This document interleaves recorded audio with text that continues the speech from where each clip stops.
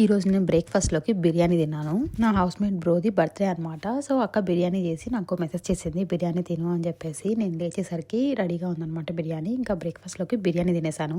So ఈ రోజుకి ఇంకా ఏం కుక్ చేసే పని లేదు అని కదా అని చెప్పేసి ఏమన్నా చేద్దాం అనుకున్నాను. ఇంకా ఇంట్లో క్యారెట్స్ బీట్రూట్స్ ఉన్నాయి, ఓకే షార్ట్స్ చేసి పెట్టేద్దాం అని చెప్పేసి స్టార్ట్ చేశాను.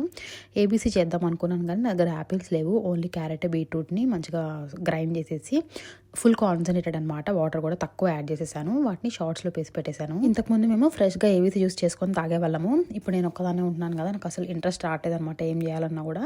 ఈవెన్ బాక్స్లోకి లంచ్ బాక్స్ కూడా నేను 4 డేస్కి ఒకటే రోజు ప్రిపేర్ చేసి పెట్టేసుకుంటున్నాను. సో అట్లీస్ట్ ఇవైనా హెల్తీగా తాగుదామని చెప్పేసి ప్రిపేర్ చేసేసాను. ఈ షార్ట్ గ్లాసెస్ అయితే చాలా యూజ్ అవుతున్నాయి. అమెజాన్లో ఆర్డర్ చేశాను నేను, కావాలంటే కామెంట్ చేసేయండి, నేను లింక్ ఇస్తాను. ఇక్కడ వచ్చేసి నేను 3 బీట్రూట్స్ 3 క్యారెట్స్ యూస్ చేశాను. సో వాటిని యూస్ చేసి చాలా లైట్గా వాటర్ వేసేసాను. ఇంకా నాకు 7 షార్ట్ గ్లాసెస్కి వచ్చింది అనమాట జ్యూస్. ఎగ్జాక్ట్లీ 1 వీక్ డేకి ఒక షార్ట్ గ్లాస్ తాగేస్తాను.